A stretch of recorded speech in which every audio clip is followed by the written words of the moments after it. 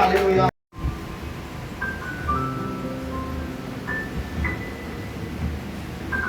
Oui, Dieu notre Père, nous t'appartenons, Seigneur, tu es notre Père, Seigneur, qui es aux cieux. Tu es notre Père, Seigneur, nous t'appartenons, nous sommes tes enfants. C'est pour cela, Seigneur, que nous venons à ce rendez-vous pour te rencontrer, Seigneur. Nous sommes en ces lieux, Seigneur, pour t'écouter, notre Dieu. Seigneur, comme nous sommes incapables de le faire nous-mêmes, merci pour le Saint-Esprit que tu mets à notre disposition, pour que nous soyons totalement à ton écoute, pour que ce temps soit un temps merveilleux, un temps de communion avec toi. Père, reste avec nous pendant ce moment et que ta parole soit proclamée au nom de Jésus. Amen. L'apparition de Jésus. Donc Jésus vivant, nous voulons le réaliser dans notre vie. Il est vivant. Parfois, nous sommes à l'église, nous oublions, nous venons par habitude, mais il vit, Jésus vit, il est avec nous, il nous soutient. Et nous voulons expérimenter cela toute cette semaine et tout ce mois, ici jusqu'à la fin du mois. Aussi, n'oublions pas que nous sommes, pendant un temps, nous voulons s'exhorter, nous encourager à évangéliser. Ce sont des meilleurs moments. Il ne faut pas rester à la maison, il faut venir à l'église, il faut prier, il faut rester attentif à ce que Dieu veut faire. Nous allons lire deux textes bibliques. Le premier texte, nous allons selon Luc, le chapitre 24. Nous lirons du verset 24 au verset 35 et le deuxième texte sera dans 1 Corinthiens 15. On va nous afficher le premier texte. C'est un bon texte. Je vous demanderai de se mettre debout pour qu'on puisse bien écouter ce texte ici.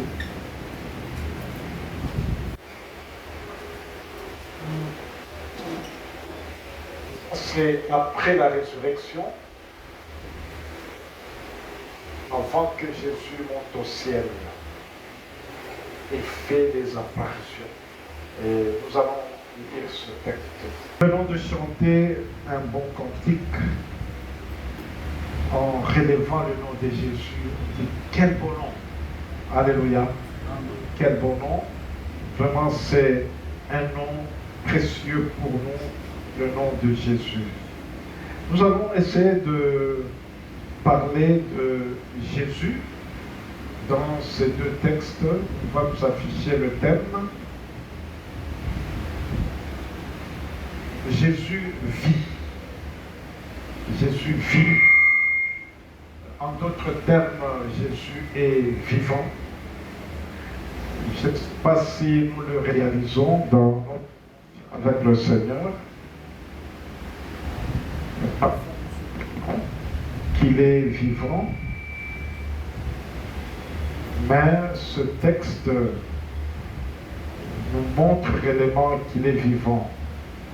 Vous connaissez l'histoire des deux disciples, souvent on appelle deux disciples d'Emmaüs. Ces deux disciples ont entendu parler de Jésus vivant parce qu'ils le disent même dans le texte qu'il y a eu des femmes qui sont allées au sépulcre. Ils n'ont pas vu Jésus. Malgré que ces femmes ont rapporté la nouvelle de Jésus ressuscité, mais ces disciples, cela n'était pas entré dans leur conviction, n'étaient pas convaincus. Quand vous suivez le discours de ces disciples d'Emmaüs, vous allez bien comprendre qu'ils étaient découragés parce qu'ils mettaient leur espoir dans cet homme de Jésus, mais Jésus est mort. Il est mort parce qu'on a volé son corps, on leur a dit qu'il a été ressuscité. Ils ne savaient pas qu'est-ce qui était vrai. Est-ce que réellement Jésus-Christ est ressuscité? Bien-aimés, nous passons parfois des moments comme ça, où nous posons beaucoup de questions. Il fallait qu'on nous donne des textes que Jésus parlait. Et c'est parce qu'on ne donne pas ces textes bibliques, mais on dit Jésus prenait les textes de l'Ancien Testament, il montrait comment tous ces textes parlaient de lui. Ils parlaient de lui. Vous savez, parfois nous lisons la Bible dans l'Ancien Testament. L'Ancien Testament nous semble être compliqué. Même quand on nous pose la question, quand nous méditons, est-ce que ce passage apprend quelque chose sur Jésus? Mais nous n'arrivons pas à trouver où est-ce qu'on parle de Jésus. C'est pour ça que j'ai dit vraiment, Luc pouvait nous donner ces versets que Jésus avait montrés là-bas pour nous aider à comprendre bien l'Ancien Testament.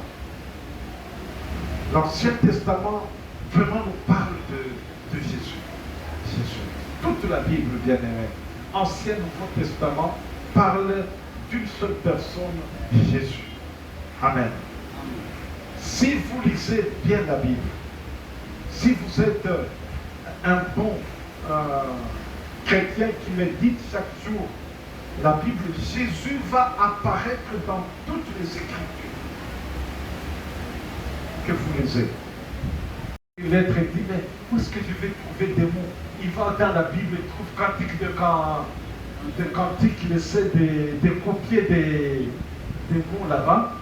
Bien aimé, si nous comprenons que toutes ces Écritures parlent de Jésus, parlent de la relation de Dieu avec nous par Jésus, vous allez trouver que la Bible ici, nous allons la lire sans relâche. Sans relâche. Il y a des gens qui oublient même cette Bible, je ne sais pas, vous avez jeté la Bible, vous l'oubliez. Si on vous demande où est la Bible, vous ne savez pas même où la Bible se trouve. Vraiment, quand nous lisons bien la Bible et que Jésus ressort de la Bible, nous allons lire la Bible sans fatigue. Sans fatigue, parce que ça sera pour nous un moyen de rencontrer Jésus, d'écouter Jésus qui parle. Alléluia. D'écouter Jésus qui parle. Moi, j'aimais ces disciples. Parce que quand ils écoutaient Jésus, il dit que les cœurs brûlaient en eux. Est-ce que le cœur, moi le français est compliqué, hein? Le cœur brûlé, est-ce qu'on peut brûler le cœur? Donc, je ne sais pas ce qu'ils vivaient en eux. Je peux dire en d'autres termes, je ne sais pas comment ils sentaient en eux, comment ils vivaient quand ils écoutaient les Saintes Écritures. C'est la question que je me pose, bien aimé. Quand nous écoutons la Bible, les prédications, comment nous sentons en nous? Est-ce que nos cœurs sont brûlés? Est-ce que la Bible nous donne le désir d'aimer Dieu, de chercher Dieu? Est-ce que la Bible nous donne vraiment ce désir de trouver que sur la terre, il n'y a aucun nom qui est plus grand? Il n'y a que Jésus. Comment nous le sentons quand nous écoutons la prédication?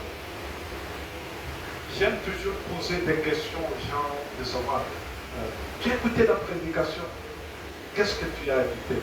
Vous savez quoi, il y a des gens qui ont écouté seulement les histoires qu'on a racontées, qui font rire. Hein? Il y a ceux aussi qui n'ont absolument rien écouté. Est-ce que tu as écouté la chorale chanter? Il y a ceux qui vont dire, il va dire seulement les noms des choristes qui sont venus là-bas. Qu'est-ce que tu as écouté? Bien aimé, les gens qui écoutent des prédications, ce sont des gens qui remontent, qui avancent dans leur foi. C'est un privilège. Quand tu n'écoutes pas des prédications, il faut voir des responsables. Moi, je n'écoute rien. Moi, je n'écoute rien. On était dans une réunion avec l'éducation chrétienne. Il y a les moniteurs de l'école de dimanche qui réclamaient à l'église. Ils disent non, le dimanche, quand nous faisons des réunions entre les enfants, hein, le premier dimanche du mois, souvent les moniteurs posent des questions aux enfants. Qu'est-ce que vous avez écouté? Ils disent souvent, les enfants disent que on n'a rien écouté. On n'a rien écouté. Alors on s'est posé la question, pourquoi les enfants n'écoutent pas? Le langage que nous donnons à la prédication, on ne fait pas attention que les enfants sont avec nous. Et parfois les enfants, alors moi j'étais très content quand on nous a fait des remarques sur le comportement des enfants quand ils viennent au culte le premier dimanche. Ils disent vraiment, bon, parfois les modérateurs disent des choses que les enfants ne comprennent pas. Ils ne comprennent pas. Parfois quand les enfants viennent à l'église, les enfants trouvent qu'on ne fait pas qu'à deux. Tu vois, quand nous sommes assis, un enfant est là. Pour trouver la place, qu'est-ce qu'on fait? On bouscule la... Les enfants se sentent trop traumatisés quand ils viennent au culte. Alors moi, je dis, mais vraiment, il faut qu'on ait des réunions comme ça, pour que le pasteur, ce qui se passe à l'église, pour voir comment nous pouvons faire un culte où tout le monde rencontre Jésus. Et les enfants, et les adultes, et tout le monde, par tout ce qui se passe à l'église ici. Que tout le monde écoute les enfants, que tout le monde dise que non, nos cœurs ont senti, nos cœurs brûlés. Je me sentais être reproché par le Seigneur. J'écoutais le Seigneur insister sur tel aspect de ma vie. Je sentais le Seigneur réclamer qu'il y ait un changement total dans ma vie. Bien-aimés, les Écritures parlent de Jésus. Parlent de Jésus. Les gens ont écouté. Ils ont écouté. Ils sentaient même, ils ne savaient pas qu'est-ce qui s'est passé. Quand c'était tard, ils voulaient se reposer. Jésus a mangé avec ses disciples. C'est par après qu'ils ont reconnus. J'aimerais qu'on affiche le texte. Ils ont reconnu que c'était Jésus. J'aimerais le verset 29, on va lire après. Verset 29. Mais ils le pressèrent en disant, reste avec nous, pour rester avec eux 30. Pendant qu'ils étaient à table avec eux, il prit le pain et après avoir rendu grâce, il le rompit et leur donna. Alors leurs yeux s'ouvrirent et ils le reconnurent, mais il disparut de devant eux. Amen. Ça c'est ils ont fait la Sainte Seine. Ils ont fait presque la Sainte Seine. Vous savez, la Sainte Seine, c'est quelque chose de merveilleux. Est-ce que dans nos maisons, nous pouvons faire la Sainte Seine? Vous pouvez faire la Sainte Seine à la maison? Je pose la question. Oui. Mais il faut dire avec assurance oui. Oui. Oui. Ils ont fait la Sainte Seine, non proclamée, comme nous proclamons chaque premier lundi du mois. Moi, j'aimerais que dans notre église, qu'on fasse la Sainte Seine. Parce que le rôle du pasteur et des anciens, c'est être à côté de vous. Ça, vous le savez? Vous le savez? Vous le savez? Vous pouvez dire, pasteur, j'aimerais avoir la Sainte Seine chez moi. Chez moi, j'ai un petit plateau de Sainte Seine. Je viendrai avec ce plateau à la maison et on fait la Sainte Seine. Bien aimé, c'est à travers ces cérémonies qu'on trouve des gens, qu'on remarque qu'il y a des chrétiens qui s'engagent, au moment où ils faisaient ça, on dit que leurs yeux s'ouvrirent, ils reconnurent que c'était Jésus. Alléluia.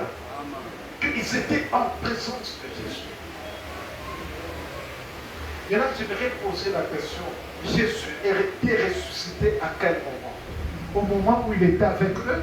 Non. Jésus était déjà ressuscité. C'est la même chose avec nous.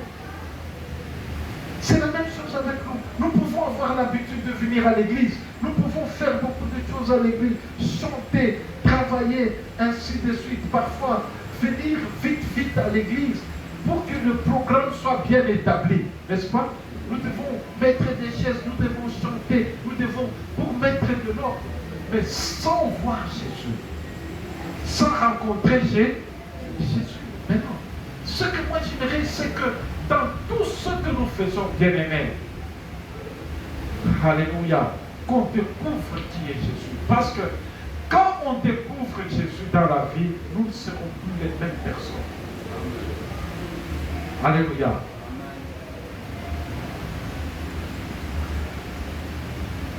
Moi, je suis pasteur, je suis représentant légal. Parfois, beaucoup de temps qu'on passe, c'est toujours des plaintes.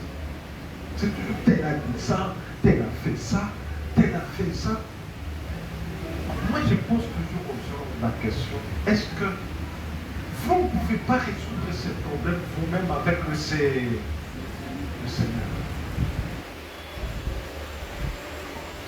C'est quelqu'un qui dit non, moi je veux quitter l'église parce que tel a dit ça, tel a fait ça, moi je veux quitter l'église. C'est toujours des histoires que les gens racontent. Et vous remarquez dans tout ce que les gens racontent que moins de personnes ont réellement rencontré Jésus.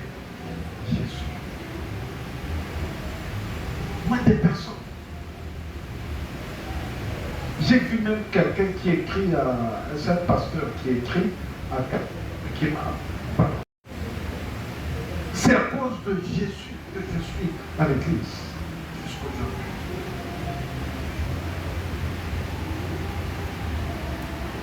Et quand j'essaie d'intervenir, je ne sais pas si les gens me comprennent.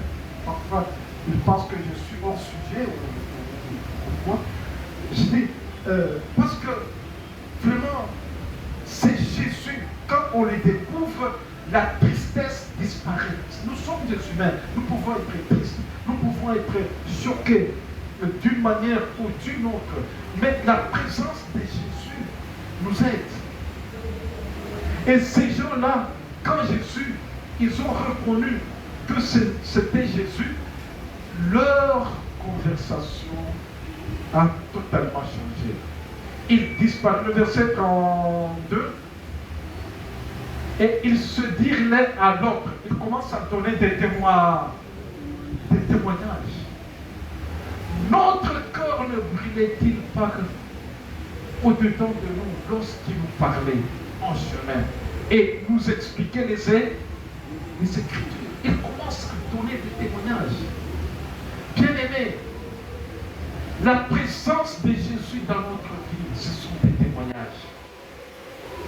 C'est expliquer comment tu vis avec Jésus. Comment tu peux dire à quelqu'un d'autre comment tu vis avec Jésus. Même dans les moments difficiles, quand tu écoutes la prédication, ainsi de suite. Dans nos pâturages, ayons le temps de laisser les gens s'exprimer, dire ce qu'ils ont écouté de la prédication. Moi, j'étais très touché quand on a fait la réunion des mentors. C'est ce mois, le premier lundi du mois, j'avais demandé à ce que chaque mentor parle de la prédication à l'église. Moi-même, j'ai dit, mais Seigneur, c'était profond. Chacun disait ce qu'il a entendu de la prédication. Ce que cela a fait en lui, dans chaque mentor, c'était fantastique, les mêmes dans le Seigneur. Le témoignage, notre témoignage, bien-aimé. Le témoignage que je peux donner à mon mari, à ma femme, à mes enfants, à mes parents, et dans notre église. Le témoignage que nous pouvons dire, ce que Jésus fait dans ma vie. Je suis en vie, c'est grâce à Jésus. Amen. Amen. Si tu me vois dans tel milieu, c'est grâce à Jésus. C'est grâce à Jésus. Ma réussite dans ma vie, c'est grâce à Jésus. Jésus qui a changé ma vie. Jésus qui a transformé totalement ma vie. Jésus qui m'a soutenu dans des moments difficiles. Jésus, nous devons le proclamer partout, partout. Combien de fois tu as parlé de Jésus dans un milieu où les gens sont découragés? Dans un milieu où tu arrives où les gens sont découragés, les gens ont perdu même de l'espoir. Combien de fois tu as parlé de Jésus? Où tu es venu aussi les enfoncer davantage. Tu es venu les enfoncer davantage. Combien de fois tu as parlé de Jésus? Combien de fois tu as fait, les gens t'ont indexé n'importe, ils ont dit n'importe quoi de toi, mais tu les as pardonnés parce que Jésus est dans ta vie. Jésus est dans ta vie. Bien-aimés, nos amis ici, au verset 33, se levant à l'heure même. À l'heure même, cela veut dire quoi? Au moment où Jésus, et ils ont reconnu que c'est Jésus. Se levant à l'heure même, ils se retournèrent à Jérusalem. Et ils trouvèrent les 11 et ceux qui étaient avec eux assemblés. Verset 34. Et disant, le Seigneur est réellement ressuscité. Et il est apparu à Simon. Et ils racontèrent ce qui leur était arrivé en chemin et comment il avait reconnu au moment où il rompait le pain. Ils sont allés raconter ce que Jésus a fait. Bien aimé, les 11 et ceux qui se réunissaient dans la chambre, ils avaient déjà reçu le message que Jésus était ressuscité. Il y a ceux qui croyaient et ceux qui ne croyaient pas. Bien aimé, tel que nous sommes ici à l'église, bien aimé, nous sommes plusieurs catégories ici. Je ne sais pas quel nombre de catégories, mais il y en a. Il y a ceux aussi qui écoutent, ils écoutent, mais ça, tous ceux qui s'écoutent ne font rien dans leur cœur. Moi, j'ai posé beaucoup de gens la question dans notre église. Tu es dans quel pâturage? Je ne sais pas. Est-ce que tu n'entends pas parler de pâturage? Je n'ai jamais entendu. Mais chaque dimanche, nous sommes en journée ici à l'église. Cela veut dire quoi? Ils sont ici, mais ils n'écoutent rien. Il y a des gens comme ça qui sont à l'église, qui n'écoutent absolument rien de tout ce que nous disons. Il y a aussi des gens dans l'église, il y a des moments où ils écoutent, il y a des moments où ils n'écoutent pas. C'est comme ça que ceux qui se réunissaient là étaient, mais ces gens sont allés vite les voir pour dire que réellement Jésus est ressuscité. Nous l'avons vu, nous l'avons entendu, nous avons mangé avec lui. Bien-aimés, qui sont ces gens dans notre église qui peuvent raconter à d'autres que Jésus est vivant? Nous sommes avec Jésus, nous mangeons avec Jésus, nous parlons avec Jésus. Il fait des merveilles dans notre vie. Où sont ces gens dans notre église qui peuvent encourager cette catégorie qui est faible? Où sont ces gens dans notre église qui peuvent se lever au même moment pour aller raconter Jésus qui est vivant, qui vit, dire ce que Jésus fait dans leur vie? Bien-aimés, Jésus continue à faire des grandes choses dans nos vies. Il guérit, il délivre, il donne la paix. Il nous donne des révélations dans des situations difficiles. Il nous donne la sagesse. Il nous donne tout ce qu'il nous faut. Et nous réalisons réellement qu'il est vivant. Il est avec nous. Nous parlons avec lui chaque jour quand nous lisons sa parole, quand nous écoutons des prédications. Nous écoutons comment il nous parle. Même quand nous sommes fatigués, il vient nous parler dans notre conscience. Il vient nous dire des choses dans notre conscience. Qui sont ces gens qui peuvent se lever et aller dire à la catégorie faible pour dire que Jésus est vivant? J'ai mangé avec Jésus. J'ai mangé avec Jésus. Amen. Est-ce que nous réalisons? Quand nous dormons, il est à côté de nous. Il est en nous. Quand nous dormons, il ne nous abandonne pas parce que lui ne dort jamais. Il ne sommeille même pas. Il est là avec nous. Bien-aimés, quand nous mangeons, même quand tu fais semblant, il y a ceux qui oublient même de prier avant de manger. Quand tu pries, parce que je suis avec toi. Parfois, il y a ceux qui prient parfois. Il ne sait pas même ce qu'il dit. Il ne sait pas même ce qu'il dit. Mais même si tu fais ces bêtises-là, lui est là. Et là. Amen. J'ai suivi des réunions de prières. À quel moment Jésus est-ce qu'on peut prier le Seigneur quand on est torse nu? Mais avant de dormir, quand tu veux prier, il faut bien s'habiller. Il faut s'habiller pour prier.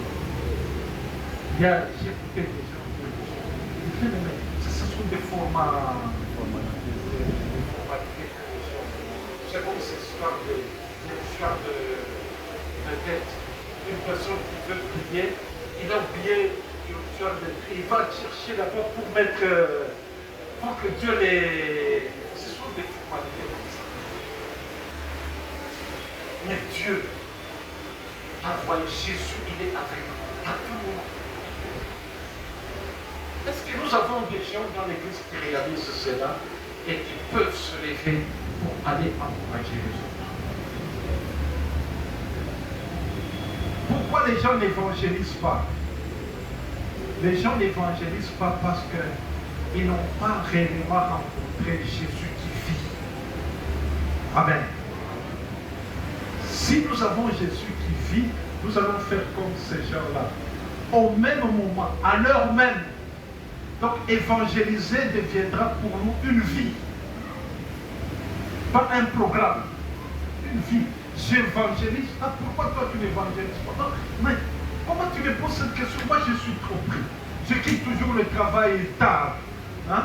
Je quitte le travail. Je quitte les embouteillages pour que j'arrive à l'église, pour que je fasse beaucoup d'explications. Quand on vous donne des explications, tu peux dire non, cette personne a raison. Non. Bien-aimés, nous vivons avec le Seigneur. Nous évangélisons partout où nous sommes. Nous avons des opportunités. Toutes ces personnes qui viennent nous côtoyer. Toutes ces personnes qui nous voient. Moi, le matin, quand je quitte chez moi, il y a toujours des jeunes qui jouent au football. Dimanche, ils commencent le matin. Parfois, je freine avec les véhicules. Ils viennent dire, des amis. Vous avez commencé à jouer. Vous n'irez pas même à l'église. Vous n'irez pas à l'église. Pasteur, il y a des jours, quand je dis comme ça, ils arrêtent même à jouer. Il y a ceux qui vont promettre, je ne sais pas s'ils vont aller. Nous avons des gens qui ont besoin vraiment d'écouter Jésus, qui les vivent. Ils sont nombreux, ils vivent avec nous. Ils vivent avec nous. Parfois, nous passons du temps à leur raconter des histoires, à leur appuyant dans des choses inutiles. J'ai vu même dans nos réseaux sociaux de l'Église, moi j'avais dit que tout ce qui n'est pas lié à l'évangélisation, il faut écarter. Il faut écarter de nos réseaux. Il faut écarter de nos réseaux. Vous trouvez, c'est toujours difficile. Vous allez voir que les gens ne profitent pas des opportunités que le Seigneur nous donne. Les gens ne profitent pas pour proclamer Jésus, parler de Jésus. Souvent, je me dirais avec grâce pour Dieu, comment tu as laissé des choses comme ça dans les rues? Pourquoi tu as laissé telle chose dans... Je n'ai pas vu, j'ai dit, mais tu dois regarder. Tout ce qui n'est pas évangélisation, il faut effacer dans les réseaux. Il faut effacer dans les réseaux. Mais malgré ça, c'est toujours des... Les gens sont distraits.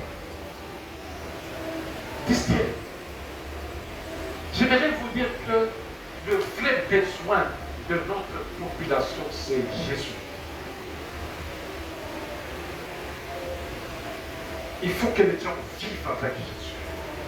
C'est là où les gens seront pardonnés, n'est-ce pas? C'est là où nous saurons nous mettre au service de l'autre.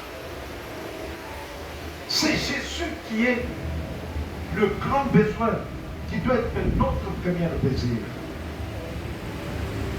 Voilà ce que Paul nous dit dans notre deuxième texte que je vais répondre. Soyez toujours fermes. Croyez toujours que Jésus est vivant. Soyez fermes. Qu'on ne nous bouscule pas dans toute notre vie. Croyons que Jésus est vivant. Si tu as n'importe quel problème, Jésus est vivant. N'importe quel problème, il est vivant.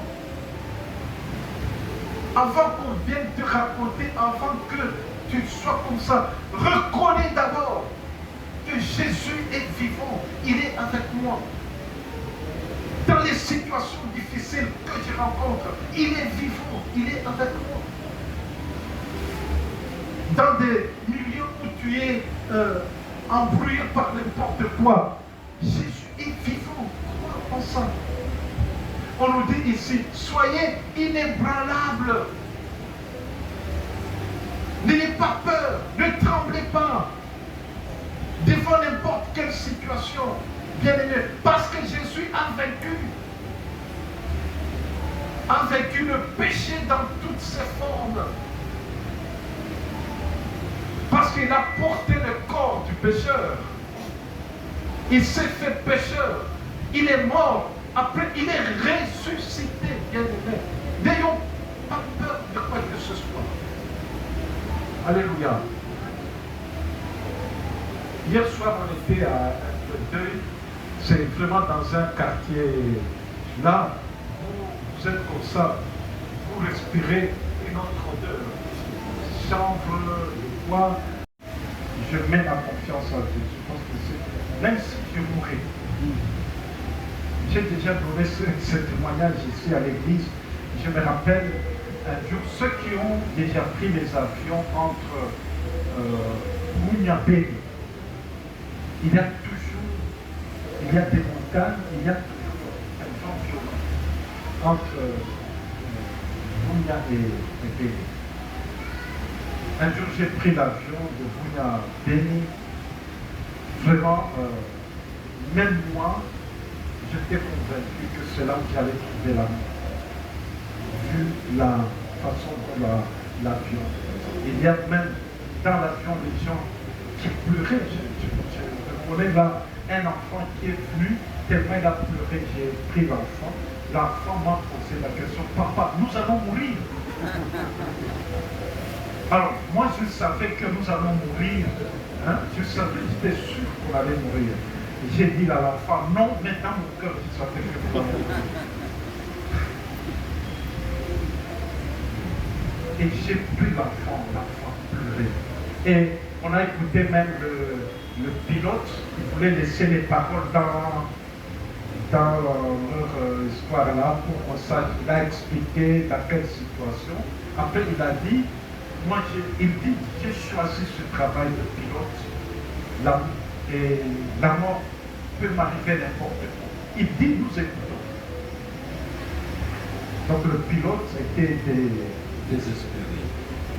Mais moi, après la paix est venue dans mon cœur, j'ai dit, Seigneur, l'unique chose que je n'ai pas fait dans ma vie, c'est dire à ma femme, à mes enfants, que si je mourais dans l'accident, qu'ils ne cherchent pas mon corps. Qu'ils ne cherchent pas mon corps, même si c'est perdu, mais moi je crois à la résurrection. Amen. C'est quelque chose que je dis, Seigneur, ça je n'ai jamais dit à ma femme et à mes enfants. Donc je peux mourir, mais je crois à la résurrection. Qui ne cherche pas, on cherche mon corps pour amener l'important. Mais, gloire à Dieu, nous ne sommes pas morts. Nous nous sommes retrouvés à Beni. Il y a des gens qui ont descendu, qui n'ont pas voulu faire le tronçon Beni-Ko. Comment ils sont restés à Beni à cause de ce qu'on a vécu. Mais après, nous sommes allés jusqu'à Beni. Au retour, j'ai dit à mon épouse, j'ai dit vraiment, je te dis, si tu nous prépares le voyage, ne cherche pas mon corps. Ne te surcharge pas même que Tu as vu le corps de mon mari. Tu crois à la résurrection. Bien aimé, vous savez que la croyance influence même notre attitude.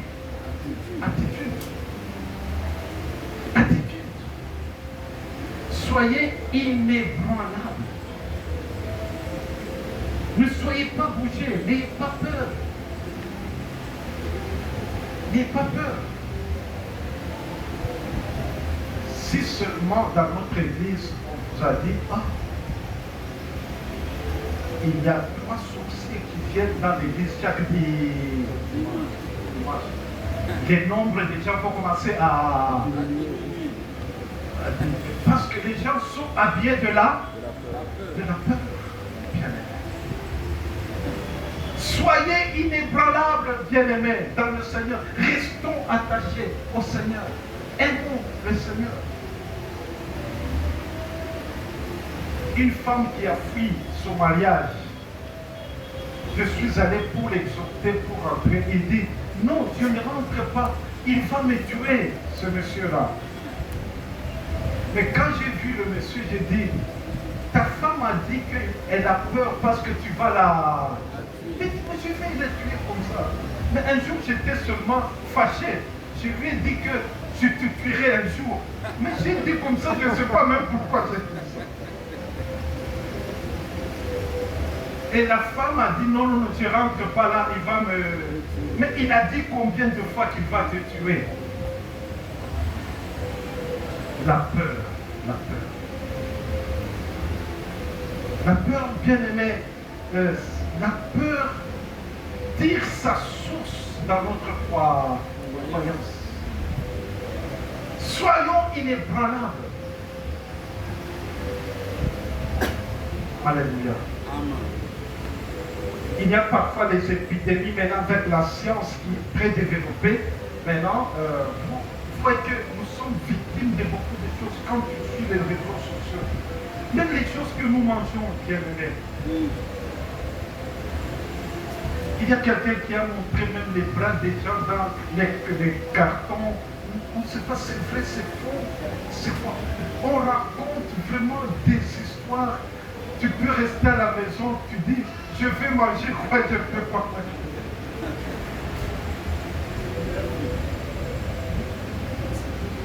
Mais nous sommes forts quand nous mangeons avec tout ce que nous écoutons.